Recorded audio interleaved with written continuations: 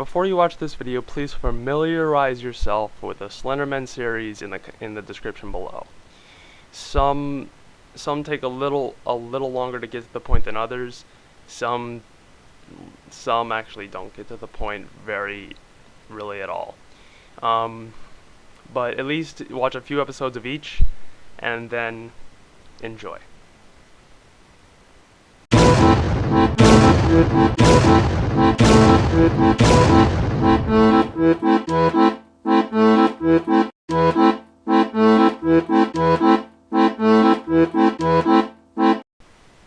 Hey guys, Doug here, and welcome to another video.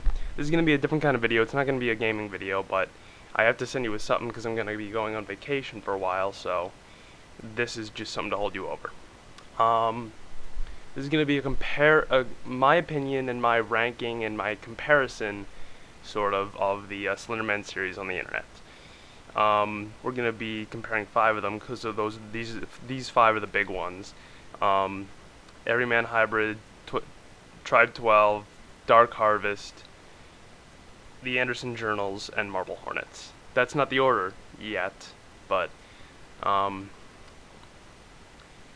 just want to give you my critique and give you my opinion on how some of these have played out and how I've enjoyed them. Taking place number 5 is, however, Everyman Hybrid. The reason for this is, I mean, don't get me wrong, I guess it's probably a pretty good story and a pretty good series based on how popular it is, but the thing is, from what I understand, it's a very widespread story. Its story is not just on YouTube. It's spread its story to different parts of social media and different odds and ends on the internet.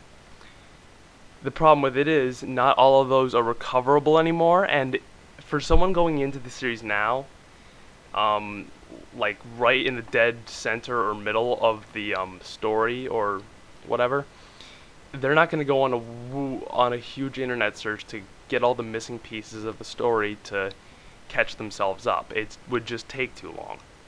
If you started at the beginning of the series, however, and you were able to follow along, that's fine. You can, I mean, for those people, that's absolutely fine. The excuse me. The thing of it is, I started too late, and I'm not gonna waste my time going on a huge internet search for all of the missing pieces of the story. It would just get too confusing for me. Next up is, taking the number 4 place is the Anderson Journals. Now, the Anderson Journals are different. They take place mostly in front of a webcam in the beginning, and then they start to spread out a bit. But I like the series enough. It's a pretty good storyline, and it's developing pretty well. It's kind of clicheing off of a few of the other ones. It's just it's kind of following the same pattern. This kid's somehow disturbed by Slenderman early in his life, and then it's affecting other people around him. It's following the same kind of formula that others have. And there's also a lot of repetition in the storyline. I mean, early on in the series, there's 2 brothers in the series. Early on in the series, when the younger brother, who's the main character, was having trouble,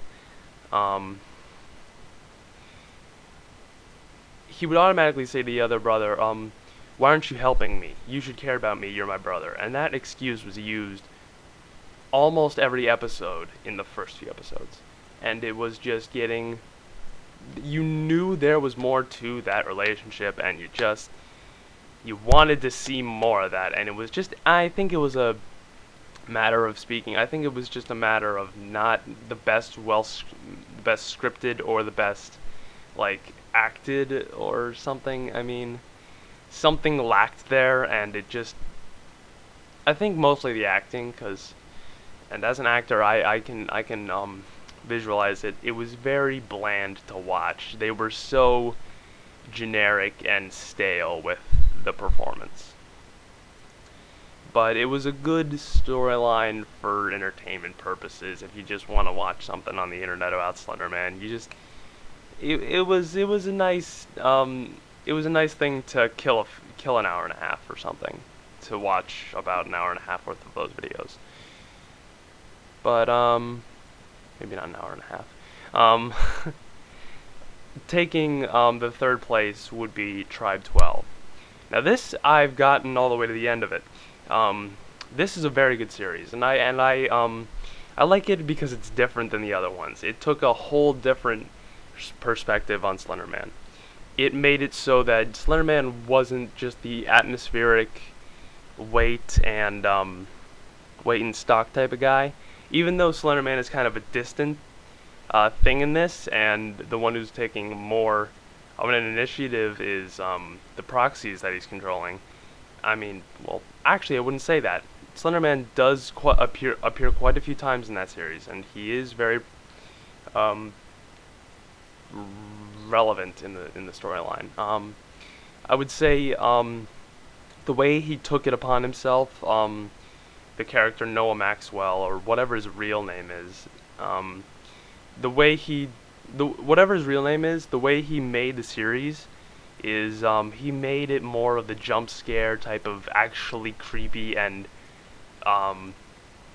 aggressive Slender Man, not the waits by the sidelines and silently stalks you type of Slender Man that we're used to on the internet. Let's say taking wait a minute. Taking number 2 place is Dark Harvest. This is one of the more well done storylines, and I don't necessarily appreciate it for its acting or anything, because they're okay. But I mean, but the storytelling and how they developed it and how they keep you wanting more and how they just leave it hanging. I mean, the last video they made really made you want to see what's going to happen next, and I can't wait till the series starts back up again with Dark Harvest, because I'm really curious as to what happens next. I like the way they their creativity in bringing the proxies as a cult, and how they worship Slender Man as a god, but Slender Man doesn't seem to give a crap about them at all. It's a very interesting world they created, and I think it's really interesting. Taking number 1 place is obviously Marble Hornets. Now, that might seem a little cliche to you guys, but Marble Hornets is honestly the best, and it's the first, and I just thought that Marble Hornets did a perfect storytelling. They obviously have you don't exactly know what direction it's going in, but you still want more. I mean, you honestly don't know if you're at the climax of the story or you're just rising. You don't know if it's gonna build even more, because honestly, I thought it was at the climax a while ago, but obviously they've still got more to add. I don't know how many seasons are going to be left, but they've obviously got more to add to this story, and they're pumping out a few more episodes. They're on 74 right now, but I want to see what's going to happen. I can't wait for the next episode.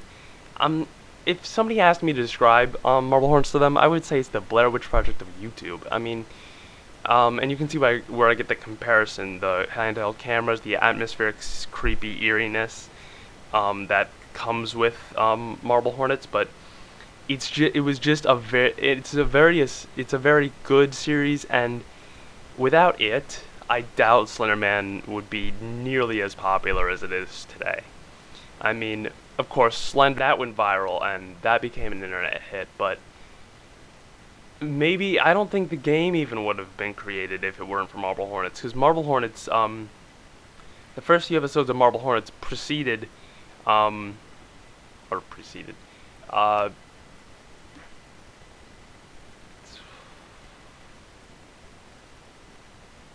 maybe it is preceded. I don't know. Was came a lot more before Slender came out, and I don't think it would have been created because, as they said in interviews, Marble Hornets and Mark J. Hadley, or as you better know him, Agent Parsec, kind of inspired each other. They when Marble Hornets came out, Mark J. Hadley must have saw that and gotten a lot of inspiration from it. Maybe not the whole inspiration for the game from Marble Hornets, maybe a little bit from the internet, but regardless, I mean, it might have not been created if it weren't for Marble Hornets, and they are just the essential piece to building the. I think the majority of why Slenderman's popular is because Marble Hornets exists. You feel free to dispute me on that, but and leave your opinions and your critiques on my opinions in the comments below. But these are just my opinions. To each his own. This is how I've ordered them, based on my perspective. Feel free to give your order in the comments and why you think that order is correct. So that's probably gonna about wrap it up for me. My name is ADog. Please like, subscribe, and comment, and I will see you all later. Bye bye.